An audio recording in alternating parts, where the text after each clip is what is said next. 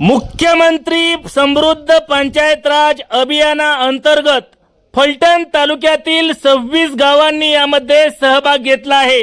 याच अनुषंगाने वडले तालुका फलटण या गावाने आता चांगलीच कंबर कसली आहे। या योजनेत प्रभावीपणे सहभाग घेण्याच्या दृष्टिकोनातून वडले गावातील सर्व घरांना तसेच शासकीय इमारती आणि मंदिर यांना एकाच प्रकारचे रंगकाम लोकसहभागातून सुरू झाले आहे। याबरोबरच सर्व घरांना रंगकाम केल्यानंतर त्यावरती वेगवेगळ्या शासनाच्या योजनांचे लोगो तसेच वृक्ष लागवडीचे महत्त्व, शिक्षणाचे महत्त्व याबाबतचे भिंतीचित्रे रंगवण्यात येणार आहेत।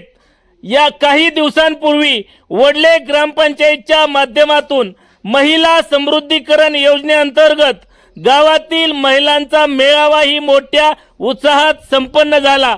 याला वडले गावातील महिलांनी जोरदार प्रतिसाद दिला। यावेळी महिलांना आरोग्य तसेच बचत गट, पोषण आहार या विषयांचे सखोल मार्गदर्शन करण्यात आले। महिलांच्या आरोग्याविषयी स्त्रीरोग तज्ञ डॉक्टर अलकाताई पोळ यांनी महिलांना सखोल असे मार्गदर्शन केले। वडले गावाच्या आजूबाजूला 2000 झाडांची लागवड ग्रामपंचायतने लोकसहभागाच्या माध्यमातून करण्यात आली आहे।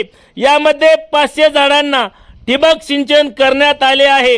या योजनेचे प्रभावी अंमलबजावणी होण्याच्या दृष्टिकोनातून गावासाठी कार्यरत असलेले ग्रामपंचायत अधिकारी योगेश शेळके, कर्मचारी सतीश भोसले, लक्ष्मण सेंडगे, सागर सोनवलकर, शिवाजी सेंडगे, आदर्श जिल्हा परिषद शाळा वडलेचे आदर्श शिक्षक बोलचंद बरकडे तसेच यांनी स्वतः हातामध्ये रंगकाम करण्याचे ब्रश हातात घेऊन गावांमधील मुख्य चौकातील सर्व इमारतींचे रंगकाम करणे सुरू केले आहे। यानंतर जिल्हा परिषदेचे आदर्श शिक्षक बोलचंद बरकडे व वडले ग्रामपंचायतचे लोकनिर्वाचित सरपंच डॉक्टर प्राध्यापक संतोष लाळगे यांच्या प्रतिक्रिया पाहूया। मुख्यमंत्री समृद्ध पंचायत राज अभियान या अभियानांतर्गत सातारा जिल्ह्यातील फलटण तालुक्यातून 26 गावांचा समावेश झालेला आहे, ज्यामध्ये आमच्या वडले गावाचा समावेश झालेला आहे। या अभियानामध्ये सुरुवातीपासूनच आम्ही सर्व ग्रामस्थ आणि सर्व अधिकारी पदाधिकारी अत्यंत हिरिरीने या उपक्रमाची सुरुवात केलेली आहे। आमचं ध्येय खूप मोठं आहे। या गावाला विकासाच्या वाटेवर घेऊन जात असताना शिक्षण, आरोग्य त्याचबरोबर या परिसराला सुशोभित करणं हा दृष्टिकोन ठेवून पर्यावरणाला पुढे घेऊन जाण्याचा ध्यास आणि गावाला पुढे घेऊन जाण्याचा ध्यास घेऊन आम्ही सर्वजण काम करत आहोत। हे काम करत असताना ग्रामपंचायत आणि प्राथमिक शाळा त्याचबरोबर या गावातल्या विविध छोट्या मोठ्या संस्था, छोटे मोठे गट या प्रक्रियेमध्ये अत्यंत तडपेनं आणि पोटतिडकीनं सहभागी होताना दिसत आहेत। विशेष म्हणजे या गावात कर्मचाऱ्यांना इथून सुरुवात केली। लोकवर्गणी ही जर कर्मचाऱ्यांना अगोदर दिली तर ग्रामस्थही पुढे येतील आणि कोट्यावधीचा निधी कदाचित भविष्यात उभा राहील गावाच्या विकासासाठी। सगळेजण स्वतःसाठी झटत असतात, स्वतःच्या प्रपंचासाठी झटत असतात, पण गावाचा पण प्रपंच आपण केला पाहिजे उभा, यासाठी इथले ग्रामस्थ मोठ्या प्रमाणामध्ये सहभागी होताना दिसतात। मागील महिन्यामध्ये महिलांच्या आरोग्याच्या अनुषंगानं भव्य दिवसा मेळावा आम्ही या ठिकाणी संपन्न केला।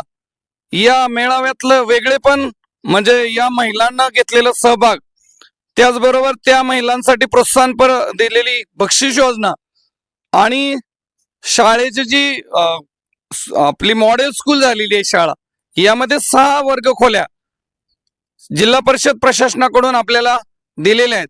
या उभ्या करत असताना लोकसहभागी असायला पाहिजे म्हणून इथल्या सरपंच त्याचबरोबर ग्रामसेवक, सर्व शिक्षक आणि गावातील विविध नामांकित व्यक्तींना यामध्ये जवळपास 10, 12, 15 हजारापर्यंत वर्गणी दिलेली आहे। इथून सुरुवात होत असताना गावातील प्रत्येकानं या अभियानामध्ये सहभागी होऊन आपला गाव सातारा जिल्ह्यात कसा नावलौकिक पावेल यासाठी प्रयत्न करावा असं मी सर्वांना आवाहन करतो।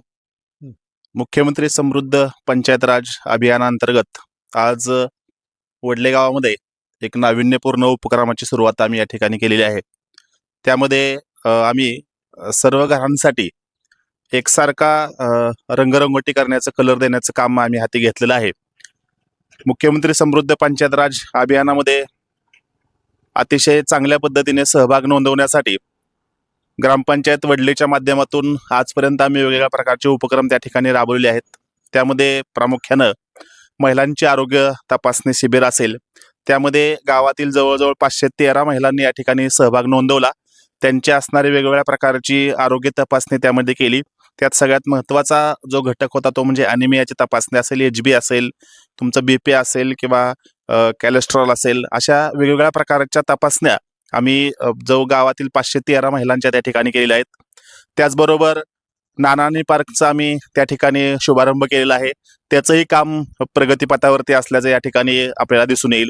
त्याचबरोबर हरितगाव निर्माण करण्यासाठी आम्ही वृक्ष लागवड त्या ठिकाणी केलेली आहे. फक्त आम्ही वृक्ष लागवड करून थांबलेलो नाही, तर ती झाडं उन्हाळ्यामध्ये जगवण्यासाठी ग्रामपंचायतच्या माध्यमातून त्या झाडांना पाणी उपलब्ध करून दिलेलं आहे. त्यामध्ये ड्रिपची सोय आम्ही त्या ठिकाणी करून दिलेली आहे.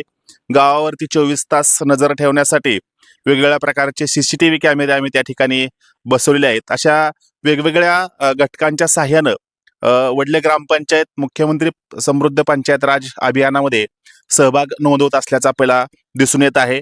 त्यामध्ये प्रामुख्यानं लोकवर्गणीचा मुद्दा हा प्रकर्षानं त्या ठिकाणी पुढे येतोय. त्यासाठी आम्ही स्वतःपासून सुरुवात केलेली आहे. ग्रामपंचायतचे असणारे माझे सर्व सहकारी, ग्रामविकास अधिकारी, त्याचबरोबर आपल्या शाळेचे असणारे सर्व स्टाफ, त्यामध्ये बरकडे सर असतील किंवा मुख्याध्यापक रेपाळ मॅडम असतील, या सर्वांनीच त्या ठिकाणी आपला सहभाग नोंदवलेला आपल्याला दिसून येत आहे. नुकतीच मॉडेल स्कूलच्या माध्यमातून वडले शाळेसाठी 4 वर्गखोल्यांची नवीन उपलब्धता त्या ठिकाणी झाल्याचं आपल्याला दिसून येत आहे. त्यासाठीही वेगवेगळ्या प्रकारचे उपक्रम आम्ही राबवत आहोत. त्याचबरोबर जो कर वसुलीचा जो मुद्दा आहे, हा कर वसुलीचा मुद्दा निश्चितपणे आम्ही मार्च एंडपर्यंत 100% करण्याचा प्रयत्न त्या ठिकाणी आमचा ग्रामपंचायतचा आणि ग्रामपंचायतचे असणारे सर्व कर्मचारी यांचा त्या ठिकाणी असणार आहे. या सर्व अभियानामध्ये आमचे ग्रामविकास अधिकारी शेळक्यांना असतील, आमचा सर्व ग्रामपंचायतचा असणारा सर्व कर्मचारी वर्ग असेल, त्याचबरोबर माझ्यासोबत असणारे माझे सर्व सदस्य असतील, उपसरपंच असतील, गावातले सर्व प्रतिष्ठित नागरिक असतील, त्याचबरोबर माझे सहकारी विविध वडले विविध कार्यकारी सहकारी सोसायटीचे चेअरमन, व्हाईस चेअरमन, सर्व संचालक यांनी या ठिकाणी चांगल्या प्रकारचा सहभाग नोंदवल्याचं आपल्याला दिसून येत आहे. या निमित्तानं मी गावातील सर्व नागरिकांना असं आवाहन करतो की सर्वांनीच या ठिकाणी आपला सहभाग नोंदवून गाव विकासाच्या दृष्टिकोनातून पुढं घेऊन जाण्यासाठी आपल्याला प्रयत्न करणं गरजेचं आहे आणि आपण तो निश्चितपणे कराल अशा पद्धतीची एक आशा त्या ठिकाणी बाळगतो.